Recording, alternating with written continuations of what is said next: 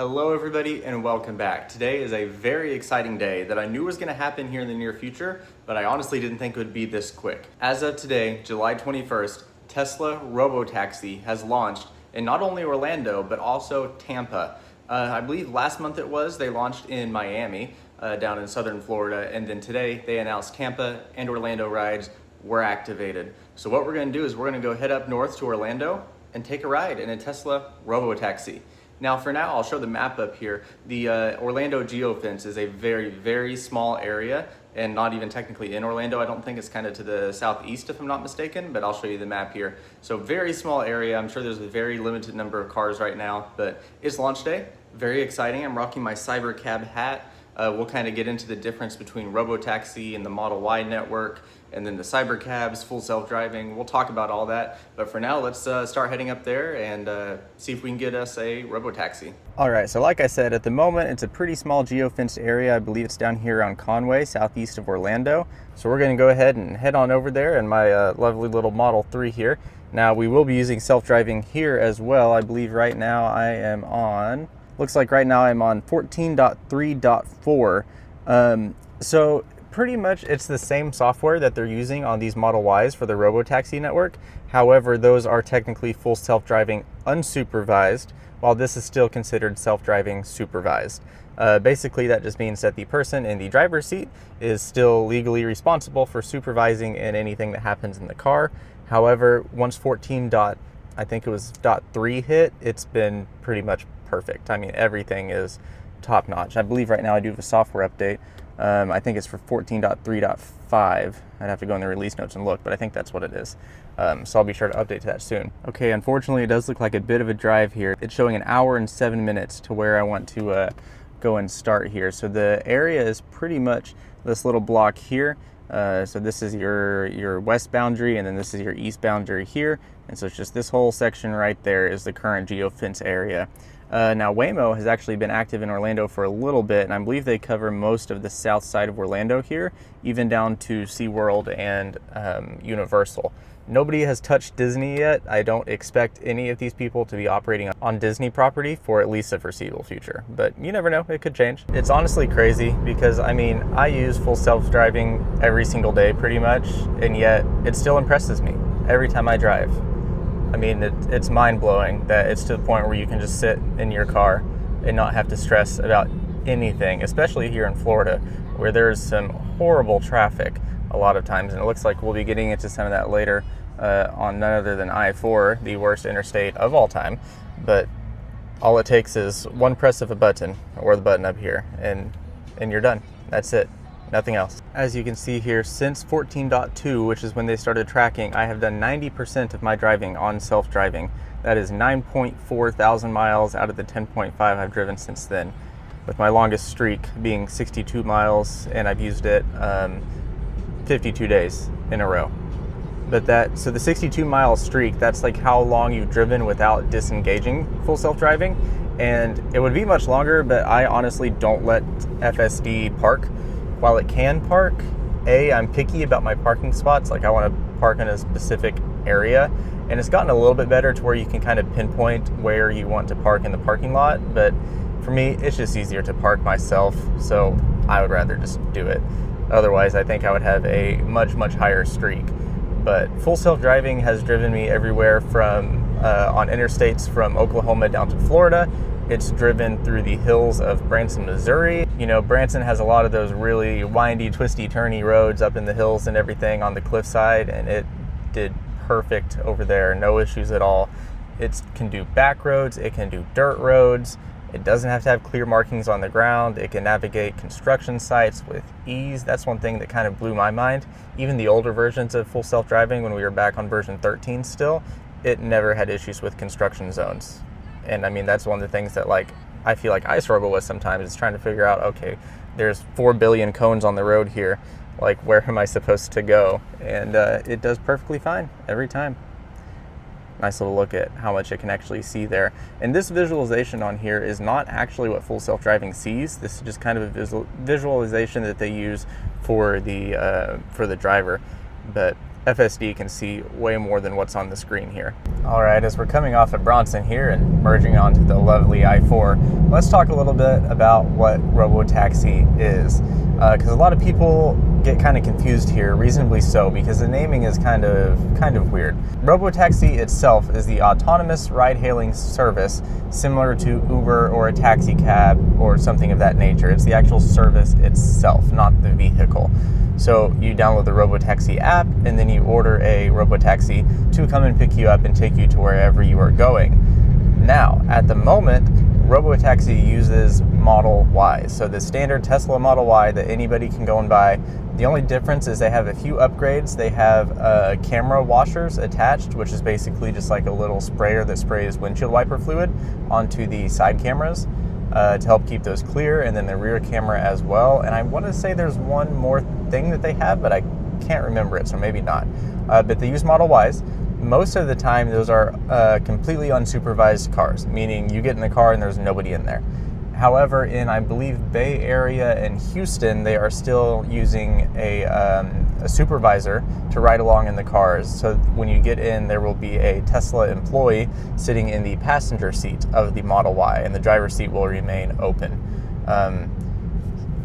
It's kind of weird, but you can see how much my light bar flashes there. Of course, it's not actually doing that in person. That's just because of the frame rate of the camera, but hopefully it's not too distracting. Anyways, now what you might have seen are cyber cabs. That's what's on my hat here. And those are those little small gold two-door vehicles with the the doors that kind of come up on the side and aren't like traditional doors. And those are what are eventually planned to be used in the RoboTaxi network. Those are designed to be fully autonomous. They don't have pedals, they don't have steering wheels, nothing of that nature. Now, they're still working right now on going through and like validating those everywhere, and none of those are in public use yet.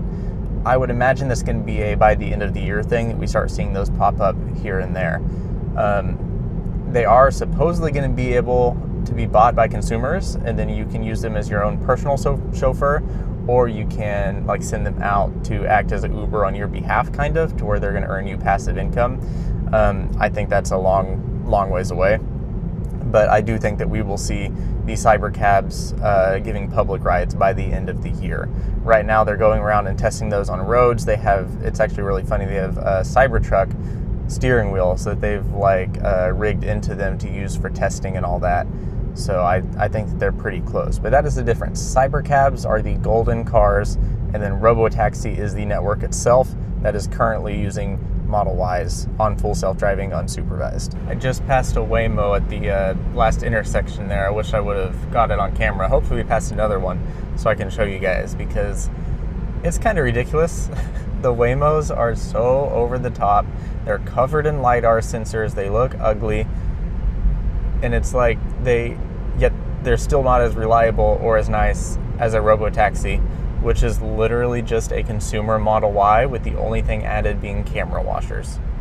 That's crazy. No LiDAR, just cameras, and it's so much more reliable. And yet there's these Waymos running around everywhere that are less reliable and getting into more incidents, and they're covered in ugly LiDAR scanners and whatnot. All right, let's take a look here at the RoboTaxi app and see what it looks like. So you can see this is the entire service area here in Orlando, a little bit what around the map looks like. Like I said, this is that southeast area by Conway. I think we're just gonna try to go to like a Michael's here because there's a few other stores around, and give us something to do while we just wander around and wait for the next RoboTaxi to come and pick us back up. So we'll get the address put in here, and then it shows the pickup and drop-off location. And then there we go. That shows that we have found a ride. You can see here that it's dropping off another passenger somewhere else. Looks like it'll wait up to 7 minutes for you to get in. There's space for up to 4 people here. The lights are gonna pulse on arrival. You can put stuff in the trunk, not the front, just the trunk. And then they use the cameras for monitoring. No surprise there. Okay, so we are here at a Publix right now, and the Model Y RoboTaxi has been ordered. As you saw, that was how you go through the app and pick your destination and everything. There's not a bunch of like random options and upcharges and stuff like Uber. That's kind of what's nice. You saw that, I think it was $8, something like that. That's it, nothing else. No tip, no upcharge for a nicer car, nothing. What you see is what you pay. It did take about 20 to 25 minutes to get here. It's still about 5 minutes out. I don't know how many cars they're running. All I know is they are running at least 2. If I get some more confirmation on how many are running before I upload this video, I'll put it down here in a little text, but probably not. I don't know. Typically Tesla starts with a very, very small number when they launch in a new area, and they'll go up over time. But at least 2 running, both Model Ys, of course. No Cybercabs, nothing too surprising there. But let's head up to the front of Publix here. That's where the car should be picking us up, and we'll get our Model Y. Now, if the iconography on the app is correct, it will be a red Model Y. So that's what we're looking out for, a red 2026 Tesla Model Y. There she is right there. You can see her coming in. It's very funny. We got an Uber right there in front of us, and you can see that RoboTaxi decal on the back side. Let's wait for it to get a little bit closer here. All right, there it comes. Is that next one turning in? You can see it right there, waiting to cross the street into the parking lot here. Now you'll see that gold RoboTaxi decal. That is kind of how you're going to identify these cars. All of the ones will have a RoboTaxi decal on them. You can see there's a very, very small one on the front right there. And then I believe there's going to be one on both sides on the back door of the car.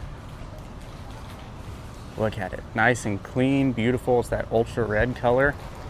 And you can see here we have the RoboTaxi decal on the sides. And then I believe on the back here as well, you have a small one. The trunk is unlocked. As it said in the app, you can use the trunk. License plate FMW J97. The other one is J98. But let's hop in here. As you can see, nobody inside at all. We are one of the first to be in this car for the RoboTaxi service. Fasten seatbelts. You can see on there it's got an icon for the for my seat, and it will not go until you get your seatbelt on. Maybe. There we go. All right, now there's a start ride button. It says we're going to Michael's, arriving at 144. You just tap start ride, and there you go. Now they do have the driver's seat pushed all the way forward, so there's a good amount of legroom here. Same with the passenger seat. You can sit in the front passenger spot. That's not a problem at all, but I figured we'd sit in the back.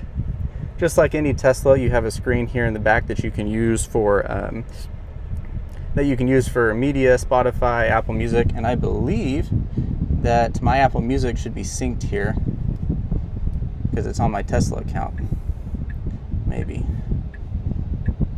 Library. Let's see. Yep, that is my Apple Music right there. That's awesome. And so was my home and work address. When I was going in the app, all of that was saved and ready to go. It just makes it so much easier, you know? Getting to choose your own music, having that, my YouTube and Disney Plus should also be logged in. You have an edit destination button here. Sorry, it came out of focus. And then you can pull over. There's a button for your tech support. This is so cool. This is insane. Wow. I'm kind of shaking, not in a nervous way, mainly just like excitement. Like, this is so cool. This is such a long time coming, and it's wild that this is something that I do on the daily, you know, with full self-driving, but it's so different being here in the car. And I'm pretty sure I just heard the back camera sprayer go off. Something sprayed back there, so I hope that's what it was. You can see they barely in the corner have the speed, and then you're self-driving and all that. This is so cool. And then you'll notice the little like self-driving indicator in front of the vehicle on the screen there is gold. In full self-driving supervised, it is blue. So they switched to gold here. That's how you differentiate between self-driving supervised and unsupervised. This is amazing. Just being able to get in a car, not have to deal with an Uber driver or anything like that, and just go. I mean, look at this. We are cruising down the road at 50 miles an hour in a self-driving car with nobody else in the car. The future is now.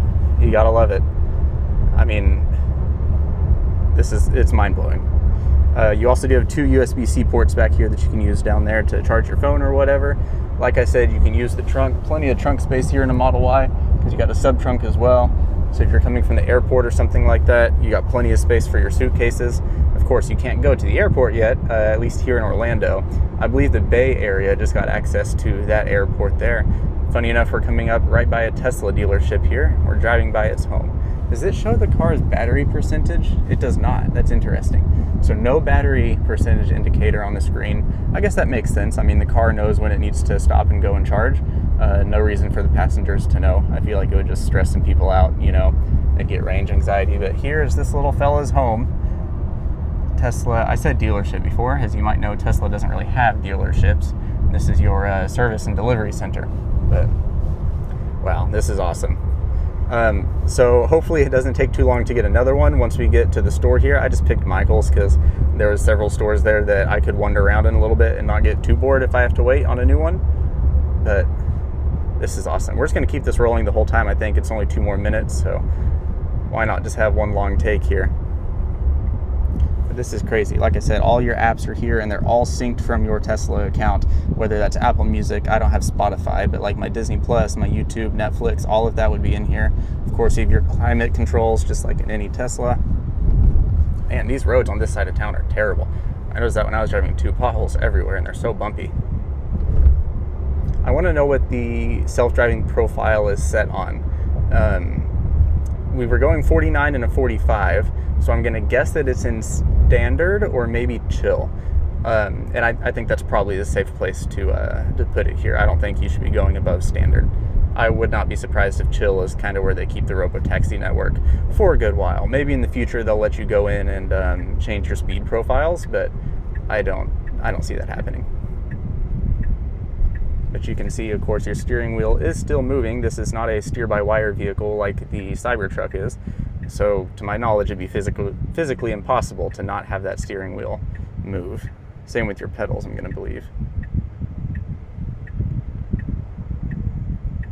I honestly haven't been paying much attention to the driving itself. That's not something that I ever stress about in a Tesla.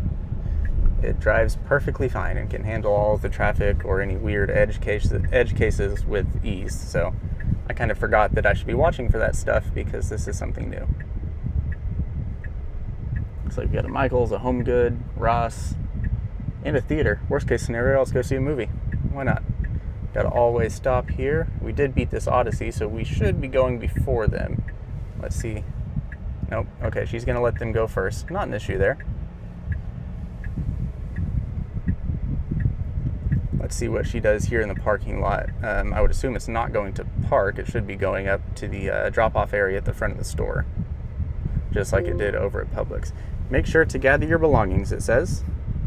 Nice little notification to make sure you don't forget anything, whether it be here with you, all I got's my little bag, or back in the trunk. I would have to imagine there's somebody else waiting here for this RoboTaxi, or at least somewhere nearby.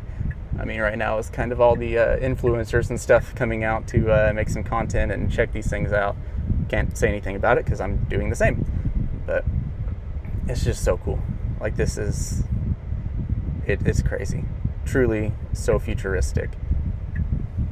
Okay, let's see where we're going to pull over. This is kind of a weird... I guess this makes sense. Alright, and then please exit safely. Don't forget to take all of your belongings. Thank you for riding with us. And it's got instructions on how to open the door here. You can also open the trunk. Alright, so let's get out, watch this thing drive off, and then call another one to come and pick us back up. Because I imagine this one already has a new destination to go and get off to. But there it goes.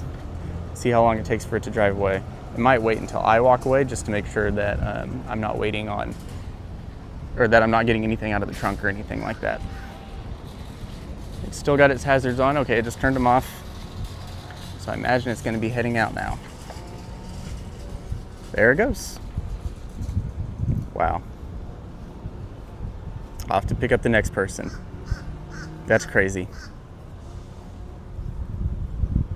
I'm never going to get over that. That's so cool. Okay, so I'm back in my Model 3 now at the Publix where we started.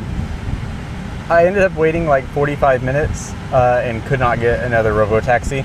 Honestly, probably my mistake for not just like rerouting it and staying in the car. I probably could have just rerouted back here instead of getting out trying to get another one. Honestly, I think there's only 2 running right now in the service area. So obviously it's a very, very low number, and this is not like a sustainable number that I think they can sit at for a while. But I mean, we're just getting started. We are like, what, 7 hours into this service being available, so the fact that we even got one ride, honestly, is pretty cool. I wasn't too sure if we'd be able to get any, but I did get to ride in an Uber on the way back here because I had to get back here somehow, and that just reminded me how horrible of an experience that is.